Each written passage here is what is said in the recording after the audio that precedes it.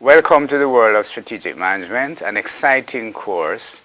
In most institutions, strategic management is a capstone course which covers the experiences that one would have had in areas such as marketing, human resources, business practices, decision sciences, etc.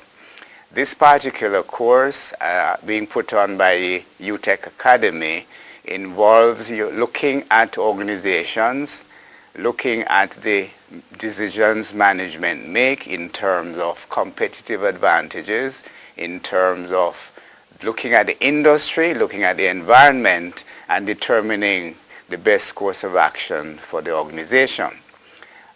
We would expose you to areas of environmental management, looking at the internal and the external environment, having an analysis of Porter's 5 forces model of industry analysis. We will be looking at corporate strategy, business strategy. We will be looking at vertical integration, areas of international strategy, looking at the global environment, looking at areas such as strategic alliances, joint ventures, and the extent to which organizations diversify. In the Jamaican context, we would want to look at what is happening in the Jamaican economic environment. We'd want to look at some of our major organizations such as Grace Kennedy and Company, Ray and Neville as large organizations, but we would also want to look at small organizations, the medium and small enterprises, because all organizations have to be involved in strategic management. Interestingly, one would also want to look at the non-profit making organizations. The church has to look at strategic management. Educational institutions have to look at strategic management. In the area of leadership, which is a major area of focus, we will be looking at leadership in the business environment and also in the non-profit areas of operations.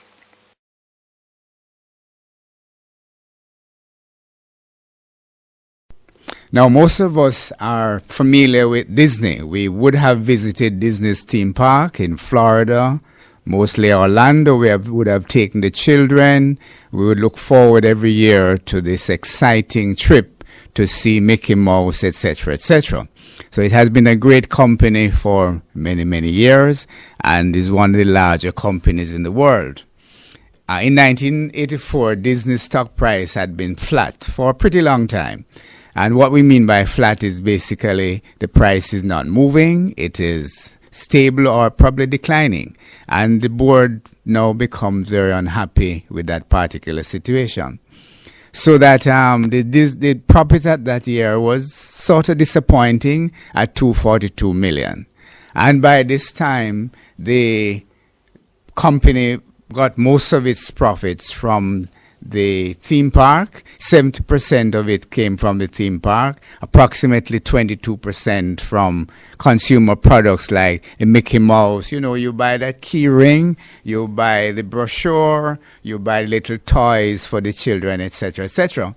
And only 1% came from entertainment through films. And as you know, Disney at the point owned Paramount Studios and a number of other studios, because that is what they really use for their to make their pictures. So as a result, I mean, if your prices are not moving and your shareholders are not getting a good return, you would expect them to be dissatisfied. In 1971, when Roy Disney, the brother of Walt, died, the board decided that they had to do something. And what they did, as a result of the dissatisfaction and wanting the company to go into this different direction and also to generate a profit, they decided that it was now time to hire a new CEO, which is expected. And they wanted somebody who was known, who was dynamic, who had the level of leadership skills, competencies, knowledge of the entertainment business.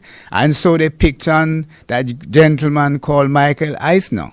So in 1984, he was hired, mainly, as I said, because of his extensive experience.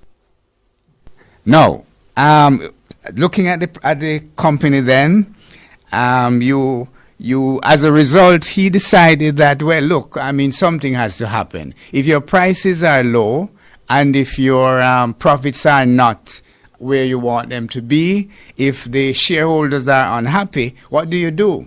Well, one of the things you do then is that you increase your prices. So they increase admission prices. They focus on the movie studios. You may recall that the movie studios were only generating 1% of the returns. And one has to recognize that people want to go to movies. In 1984, we did not have the cable. We did not have so many television picture stations to look at. So people went to the movies. So if people are going to go to the movies, what better thing to do than to target your movie audience and increase your prices? And they also use Mickey Mouse as a major drawing card. They also looked at diversifying, and in strategic management, when we speak of diversifying, we are thinking that you go into other businesses, and down the road we'll be looking at related diversification and unrelated diversification. So in related diversification, you want to go into the type of businesses that are closely related, because you have to look at the level of management competence, you have to look at the extent to which you have the manpower to look around. So at that point in time, the market capitalization was basically, as shown on your script, approximately $2 billion.